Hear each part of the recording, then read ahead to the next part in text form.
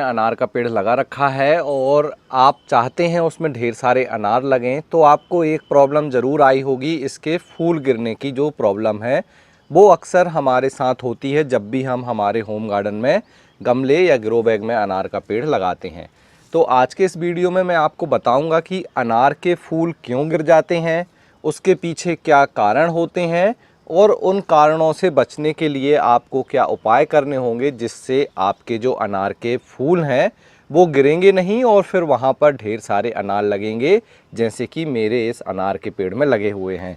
पूरी जानकारी मैं आपको दूंगा, प्रैक्टिकली बताऊंगा, सारी चीज़ें समझाऊंगा कि मैंने क्या क्या चीज़ें की हैं जिससे मुझे इन अनार के पेड़ से इतने अच्छे अनार मिले हैं।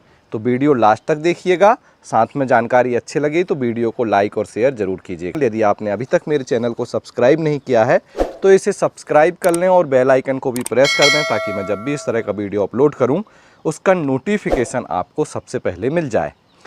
जब भी हम हमारे होम गार्डन में अनार का पेड़ लगाते हैं तो हमारा एक ही सपना होता है कि इस अनार के पेड़ से जो है हम अनार तोड़कर अपने खाएँ।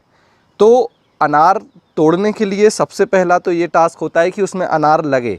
अब होता क्या है कि जब हम अनार का पेड़ लगा देते हैं और उसमें फूल आने लगते हैं, उसके बाद वो फूल एक एक करके गिरने लगते हैं और धीरे धीरे हम देखते हैं कि सारे फूल गिर गए। अब इसके पीछे बहुत सारे रीज़न होते हैं। अनार के फूल गिरने का केवल एक कारण नहीं होता, इसके पीछे कई कारण होते हैं। तो सबसे पहले आपको उन कारणों को जानना होगा, उन्हें दूर करना होगा, तब जाके आपके अनार के पेड़ में जो है अनार लगेंगे। और कितने अनार लगेंगे? ढेर सारे। जैसे कि आप ये देख रहे हैं, ये 2 अनार के पेड़ हैं जो इन 18 बाई 18 इंच के ग्रो बैग में लगे हैं और यहाँ पर 40-50 अनार लगे हुए हैं। आप देखेंगे तो इस तरफ से देखिए काफ़ी अनार हैं। और मैं आपको एक ख़ास बात बता दूं कि इसमें जो अनार लग रहे हैं वो इस तरह से बंच में भी लग रहे हैं। ये 3 अनार हैं यहाँ पर और इसके इस तरफ यहाँ पर आप देखेंगे तो ये लगे हुए हैं 4 अनार एक साथ। तो यहाँ पे जो हैं 4 अनार एक साथ लगे हैं और इस तरह से 2-2 अनार, तो बहुत ज़्यादा कई जगह पर इस तरह से 2-2 अनार लगे हुए हैं। तो काफ़ी अनार हमें यहाँ पर मिल रहे हैं, ये देखिए यहाँ पर।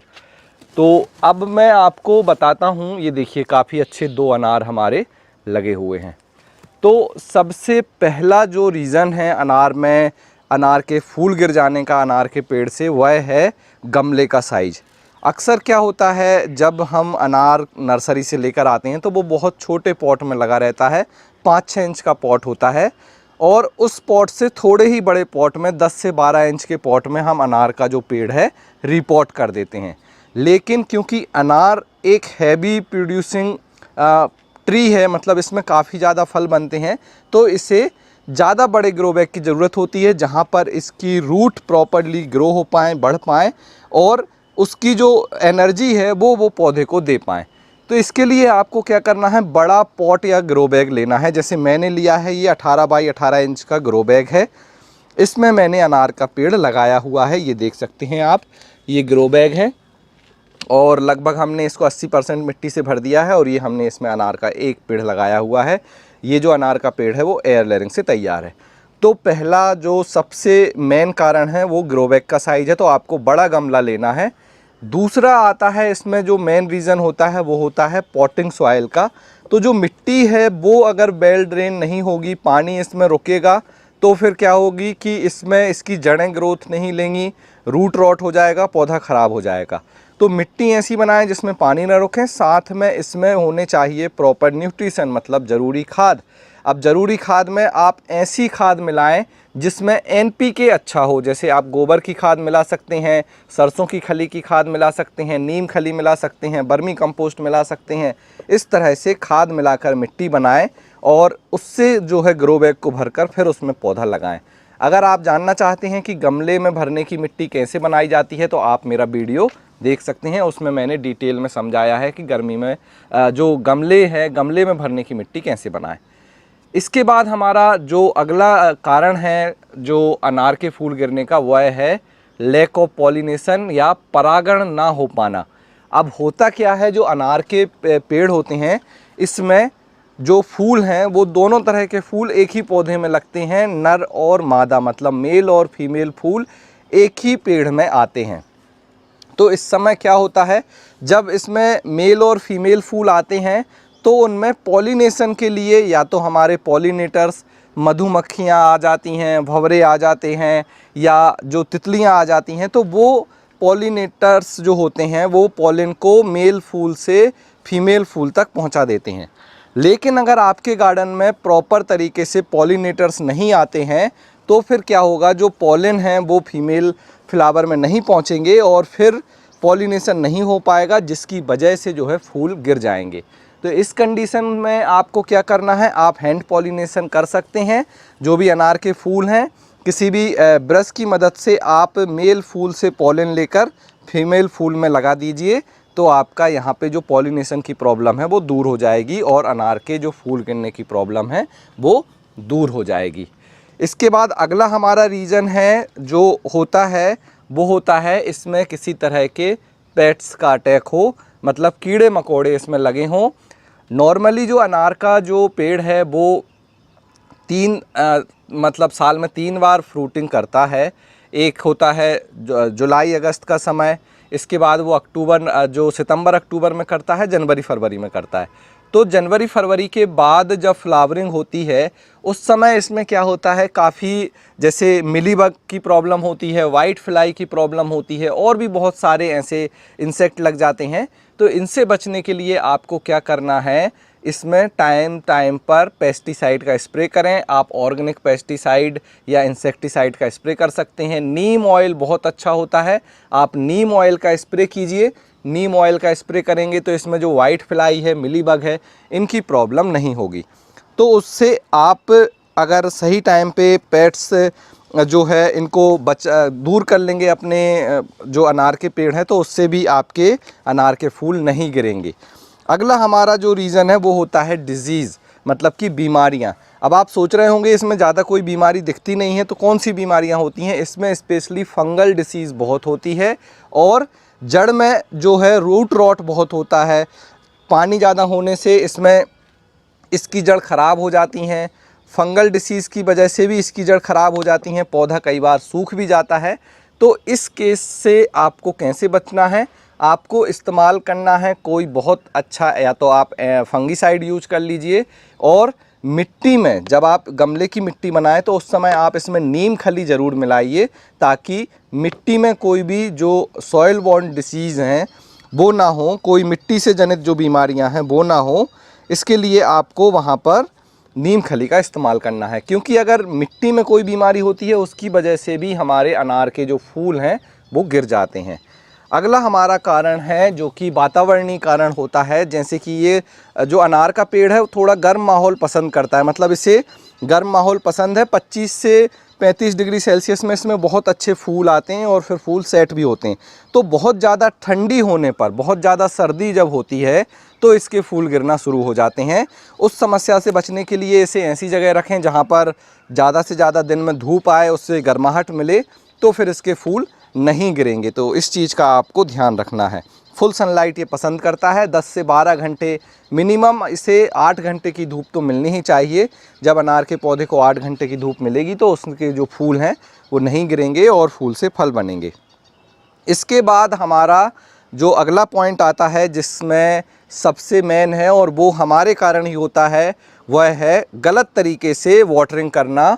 मतलब जब अनार के फूल गिर रहे हैं उस समय हो सकता है कि आप वाटरिंग सही से ना कर रहे हो। अब पानी कैसे हम सही से नहीं देते, तो अनार के जो फूल आते हैं और वो गिरते हैं तो वो 2 कारण से गिरते हैं पानी के। एक तो ज़्यादा पानी दे देना और एक कम पानी देना। सबसे ज़्यादा तो बहुत कम पानी जब हम देते हैं तब अनार के फूल गिरते हैं। हम करते क्या हैं, जैसे ये आप देख रहे हैं हमारा ग्रो बैग है, और इस ग्रो बैग में क्या है, हम वाटरिंग कैन लेके आए, हमने 2 लीटर पानी डाल दिया। अब ये बड़ा ग्रो बैग है, 2 लीटर पानी हो सकता है यहाँ तक पहुँच जाए। अब 2 लीटर पानी यहाँ तक पहुँचेगा, ऊपर की मिट्टी गीली हो गई लेकिन नीचे की मिट्टी सूखी रह जाएगी। आप कल फिर आएंगे, थोड़ा सा यहाँ की ऊपर की मिट्टी सूखी है, फिर 2 लीटर पानी डालेंगे, फिर मिट्टी गीली हो गई, नीचे की फिर सूखी रह गई। इस कंडीशन में क्या होगा, जो नीचे मेन रूट हैं उन तक पानी नहीं पहुँचेगा और पौधा स्ट्रेस में चला जाएगा, और उसमें जो भी फूल आए रहे होंगे वो उन्हें गिरा देगा, क्योंकि फिर उसे पता है कि मेरे पास पर्याप्त पानी नहीं है, मैं फूल से अनार का फल नहीं बना सकता, तो वो फ्लावर ड्रॉप की प्रोसेस स्टार्ट कर देगा।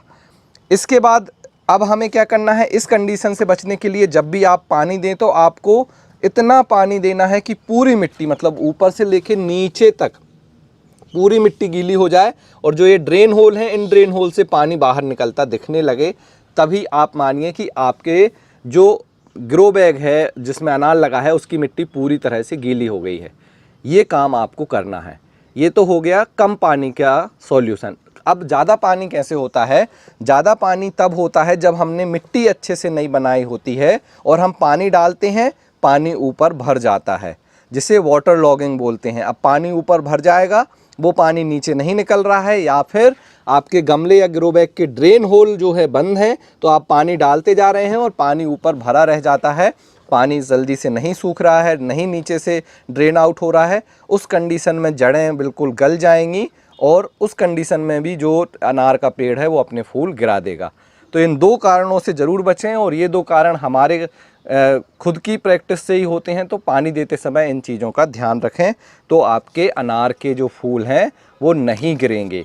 इसके बाद सबसे इम्पोर्टेंट जो पॉइंट है वो मैं आपको सबसे लास्ट में बता रहा हूँ, क्योंकि ये सबसे मेन है।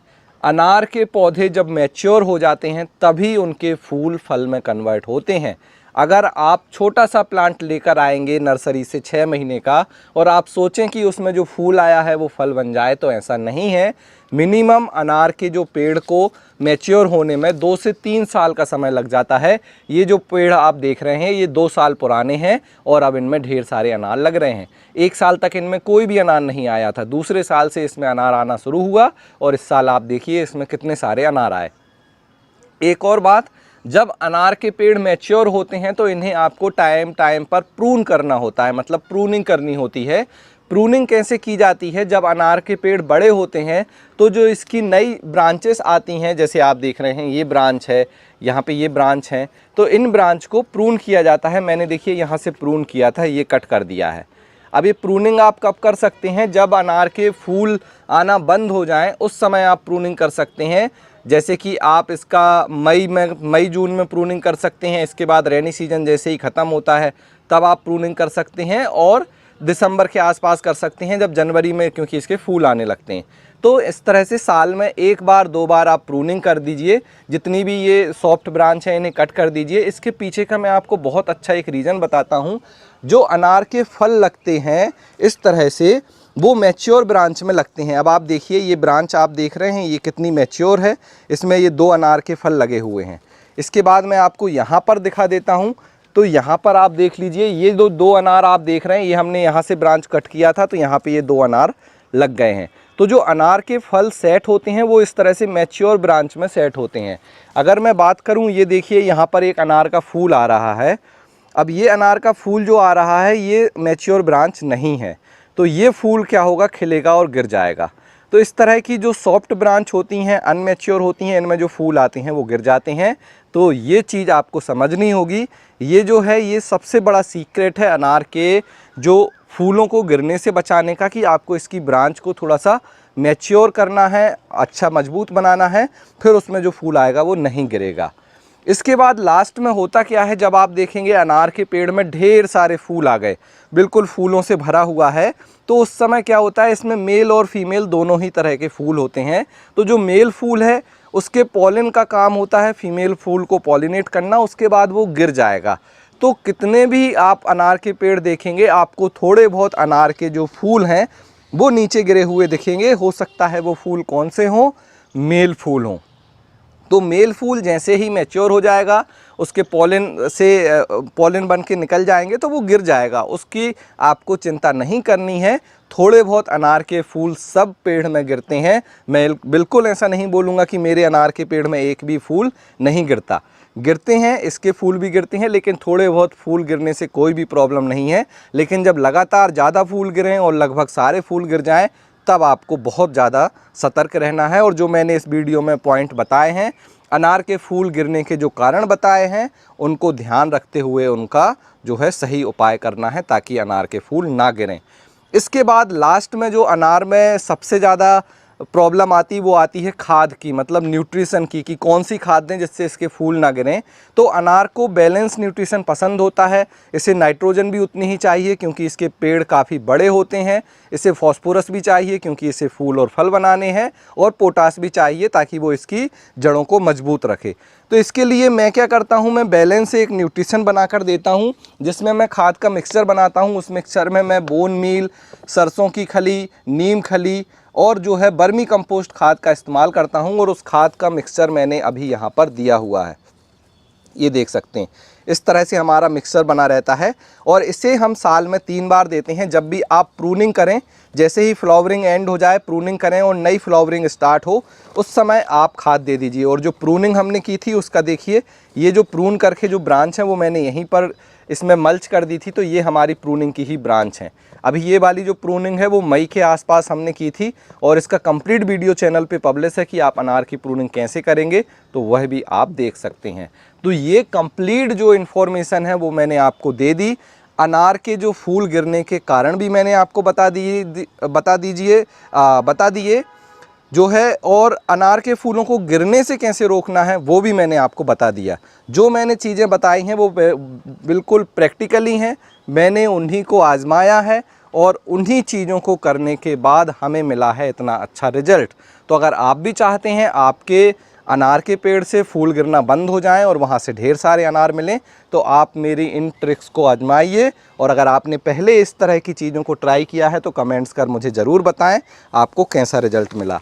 बाकी आपको जानकारी कैसी लगी उसके बारे में भी कमेंट्स करें। वीडियो अच्छा लगा हो तो इसे लाइक करें, इसे शेयर करें अपने दोस्तों के साथ जो गार्डनिंग करते हैं, उनके साथ इस वीडियो को भेजें, और फिर चैनल को सब्सक्राइब भी कर लें ताकि आपको इस तरह की जो भी इन्फॉर्मेशन का वीडियो पब्लिश होगा उसका नोटिफिकेशन मिल जाएगा। आज के वीडियो में इतना ही, मिलते हैं आपसे किसी अगले वीडियो में, तब तक के लिए हैप्पी गार्डनिंग।